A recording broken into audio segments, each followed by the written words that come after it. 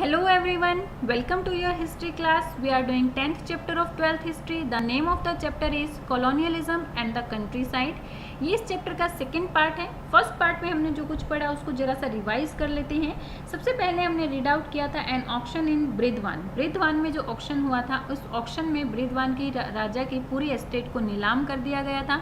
नीलामी के पीछे रीज़न था कि उसने टाइम पर टैक्स को पे नहीं किया था. ऐसा सिर्फ बृंदावन के राजा के साथ नहीं हो रहा था. बंगाल में रहने वाले जो 75% जमींदार थे वो टाइम पर टैक्स को पे नहीं कर पा रहे थे. उसके पीछे जो भी रीजंस थे उनको हमने डिस्कस भी किया था. उसके बाद हमने पढ़ा था problem of unpaid revenue. Unpaid revenue के पीछे क्या क्या प्रॉब्लम हो रही थी कि कंपनी ने परमानेंट सेटल को इम्प्लीमेंट किया था. परमानेंट सेटलमेंट को इम्प्लीमेंट करने के बाद कंपनी के ऑफिशियल्स को लग रहा था कि अब जमींदार अपने लैंड के बारे में, अपने एस्टेट के बारे में सोचेंगे, उसको इम्प्रूव करेंगे, उसकी क्वालिटी को बढ़ाएंगे और उस क्वालिटी को बढ़ाने के लिए इन्वेस्टमेंट करेंगे. लेकिन ऐसा कुछ भी नहीं हुआ और धीरे धीरे मोस्टली जो जमींदार थे वो रिवेन्यू को पे नहीं कर पा रहे थे. आज हम पढ़ने वाले हैं वाई जमींदार डिफॉल्टेड ऑन पेमेंट. जमींदार टाइम पर पेमेंट क्यों नहीं कर पा रहे थे, उसके पीछे रीज़न क्या थे, उन रीजंस को आज हम जानेंगे. चलिए स्टार्ट करते हैं. रिवेन्यू के फिक्स डिमांड के बाद कंपनी के ऑफिशियल्स को लग रहा था कि अब जमींदार के अंदर अपनी लैंड की सिक्योरिटी की एक सेंस आ जाएगी. वो जो है अपनी इन्वेस्टमेंट को धीरे धीरे बढ़ाने के बारे में सोचेंगे, वो अपनी लैंड, वो अपने एस्टेट को इम्प्रूव करने के बारे में सोचेंगे और उसके ऊपर पैसा भी लगाएंगे, उसके ऊपर इन्वेस्टमेंट भी करेंगे. लेकिन ऐसा कुछ भी नहीं हुआ. इवन परमानेंट सेटलमेंट के जो अर्ली डिकेड्स थे उसी टाइम पीरियड पर बहुत सारे ऐसे जमींदार थे जो रिवेन्यू की डिमांड को पूरा नहीं कर पाए थे और धीरे धीरे उनके जो बैलेंस थे वो बढ़ते जा रहे थे. इसके पीछे बहुत सारे रीजंस थे. मेन 4 रीजंस थे. उनमें से सबसे पहला रीज़न है कि जो डिमांड थी, इनिशियली रिवेन्यू की जो डिमांड थी उसको बहुत ज़्यादा हाई रखा गया. ऐसा इसलिए रखा गया क्योंकि कंपनी के ऑफिशियल्स को फील हो रहा था कि भाई अगर इसी टाइम पर हम रिवेन्यू की डिमांड को हाई रखेंगे तो बार बार जो है हमें प्राइसेस बढ़ाने की ज़रूरत नहीं पड़ेगी, जिससे ज़मींदार ये भी नहीं क्लेम कर पाएंगे कि भाई हम बार बार रिवेन्यू के प्राइसेस को बढ़ा देते हैं. इन क्लेम से बचने के लिए उन्होंने स्टार्टिंग में ही रिवेन्यू की जो डिमांड थी उसको हाई रखा और जब जमींदारों ने इसके बारे में पूछा तो उन्होंने उन्हें ये आश्वासन दिया धीरे धीरे जब एग्रीकल्चर प्रोडक्शन बढ़ेगा तो वो अपनी रिवेन्यू को धीरे धीरे पूरा कर देंगे. ओके. सेकेंड रीज़न था जब 1790 में एक फिक्स डिमांड रखी गई थी. उस टाइम पर जब वो हाई डिमांड रखी गई थी उस टाइम पर जो एग्रीकल्चर प्रोड्यूस थे वो बहुत कम हो रहे थे, उनके प्राइसेस बहुत ज़्यादा कम थे, जिसकी वजह से किसान जमींदारों को टैक्स पे नहीं कर पा रहे थे और जमींदार आगे कंपनी को टैक्स पे नहीं कर पा रहे थे. ओके. थर्ड रीज़न था जो टैक्स था वो इनवेरिएबल था. मीन्स चाहे हार्वेस्ट अच्छी हुई है चाहे बुरी हुई है लेकिन टैक्स को जो है पंक्चुअलिटी के साथ पे करना होगा. मीन्स टैक्स जो है टाइम से आना चाहिए. उसके लिए एक लॉ बनाया गया था. That law was sunset law. Sunset law के अकॉर्डिंग हर एक जमींदार को फिक्स किए हुए डे के सनसेट तक टैक्स को पे करना होता था. अगर वो उस टाइम तक टैक्स को पे नहीं करता था तो उसकी पूरी प्रॉपर्टी को जो है नीलाम कर दिया जाता था. ओके. फोर्थ रीज़न था परमानेंट सेटलमेंट के बाद जो जमींदार की पावर थी वो लिमिटेड हो गई थी.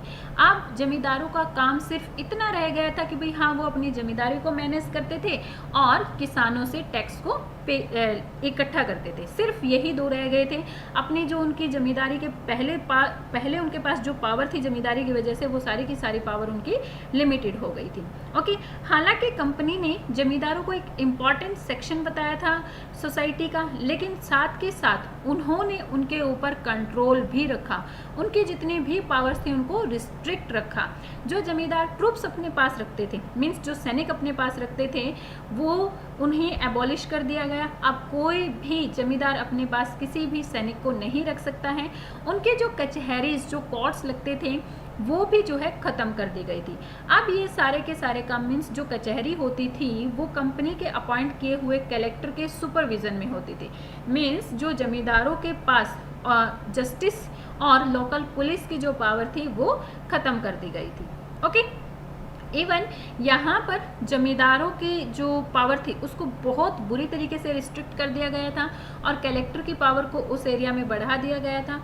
कई बार तो ऐसे केसेस भी हुए कि जमींदार अगर टाइम से टैक्स को नहीं पे कर पा रहा था तो कलेक्टर को ये ऑर्डर दिया गया कि जमींदार का जो इन्फ्लुएंस है, उसकी जो अथॉरिटी है, उसको ख़त्म कर दिया जाए और उस एरिया का पूरा कंट्रोल अपने हाथों में ले लिया जाए। मीन्स धीरे धीरे जमींदार की जो पावर थी वो ख़त्म होती जा रही थी। टाइम जब टैक्स को कलेक्ट करने का टाइम होता था उस टाइम पर जो जमींदार होते थे उनका एक ऑफिसर जिसको अमला कहा जाता था वो गांव में जाता था और टैक्स को कलेक्ट करता था। लेकिन टैक्स को कलेक्ट करने की जो प्रॉब्लम थी वो एक पेरेनियल प्रॉब्लम थी। मीन्स हर साल ऐसा ही होता था।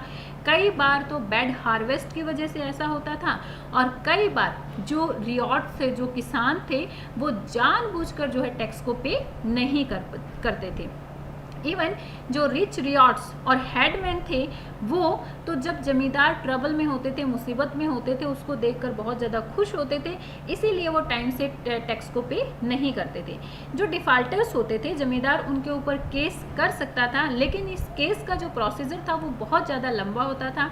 इवन 1798 में बृहद्वान, अकेले बृहद्वान में ही जो टैक्स के जो केसेस थे वो 30,000 केसेस पेंडिंग थे। मीन्स बहुत लंबा प्रोसीजर चलता था। अगर जमींदार करना भी चाहे तो उसको बहुत लंबे टाइम तक ऐसा ये प्रोसीजर के अंदर इन्वॉल्व रहना पड़ता था, इसलिए जमींदार जो है इस प्रोसीजर में नहीं घुसते थे। नेक्स्ट है द राइज ऑफ द जोतदार्स। जोतदार एक नया ही सेक्शन जो है सोसाइटी में इमर्ज होना शुरू हो गया था और उस सेक्शन को कहा जाता था जोतदार। ये जोतदार कौन होते थे? गांव के जो अमीर किसान होते थे उन्हें जोतदार कहा जाता था। ओके, चलिए इनके बारे में डिस्कस करते हैं। 18th सेंचुरी के एंड तक जो जमींदार थे वो सभी संकट में थे। मीन्स उनके ऊपर क्राइसिस को वो फेस कर रहे थे और इसी टाइम पर गांव में एक नया ग्रुप अपनी पोजीशन को होल्ड कर रहा था और वो ग्रुप था रिच पीजेंट्स का ग्रुप, जिन्हें जोतदार कहा जाता था।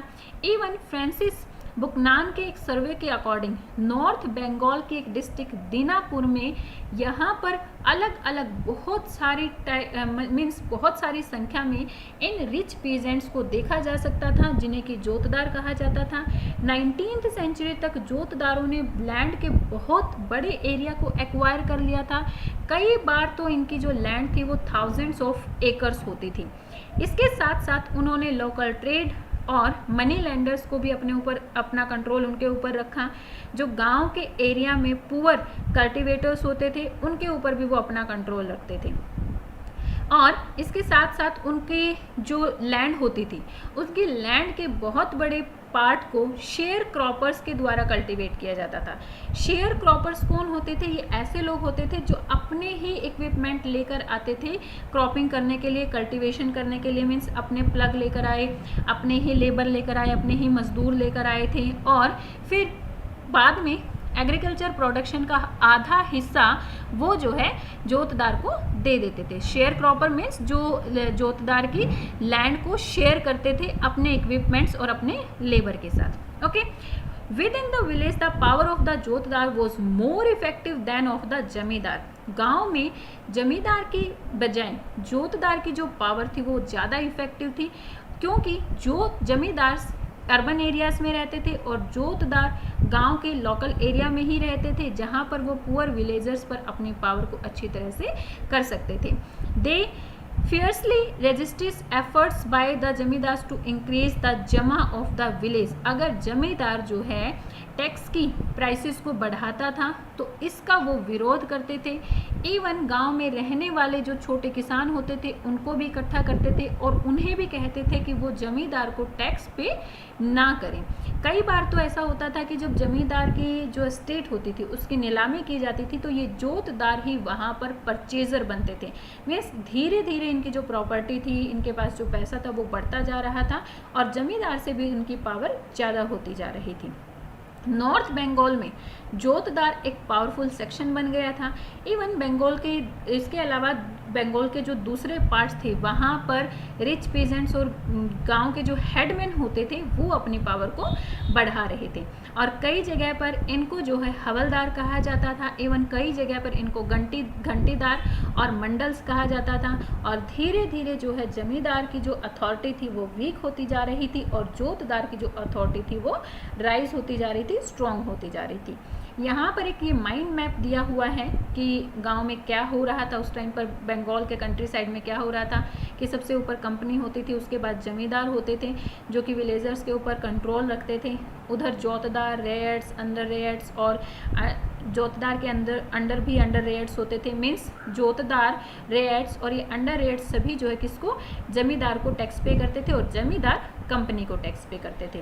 Okay, the jotedar of Dinapur, Dinapur के जोतदार के बारे में बुकानन ने बताया है कि जो नॉर्थ बंगाल का दीनापुर डिस्ट्रिक्ट था वहाँ पर जोतदार जमींदार की बजाय उनकी पावर और ज़्यादा हो रही थी, वो जमींदार की पावर को अंडरमाइन कर रहे थे, उनको बिल्कुल भी पावरफुल नहीं समझ रहे थे।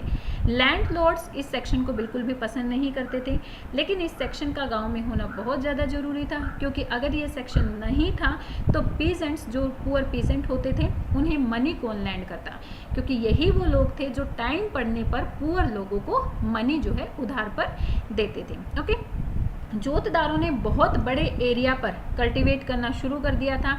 इवन जो एरिया उनके पास पुश्तैनी था उस एरिया से भी ज़्यादा एरिया को उन्होंने कल्टीवेट करना शुरू कर दिया था। वो जानबूझकर जो है जमींदार के जो ऑफिशियल्स होते थे उनको पूरा टैक्स पे नहीं करते थे, कुछ राशि जो है टैक्स की पे कर देते थे और कुछ जो है अपने पास बकाया ही रखते थे और ये बकाया बढ़ती चली जाती थी। और जब जमींदार के ऑफिशियल्स उनको कोर्ट्स में बुलाते थे तो उन्हें वो है धमकाते थे, 2-4 घंटे उन्हें धमकाने के बाद उन्हीं की रिपोर्ट वो पुलिस को दे देते थे कि भाई हाँ, जमींदार के जो लोग हैं वो उनको डिसरिस्पेक्ट कर रहे हैं। सो इस तरह से धीरे धीरे जो है जमींदार की पावर कम होती चली गई और ये जो जोतदार थे वो अपनी पावर को बढ़ाते चले गए। सो आज हम यहीं तक करने वाले हैं। आई होप जो हमने किया है वो आपको क्लियर हो गया होगा। Tell me in comment section, और आपको जरा से भी मेरी वीडियोस हेल्पफुल लग रही हैं then give me a thumbs up and share my videos with your friends and subscribe my channel for new updates. Thank you, bye bye, keep learning.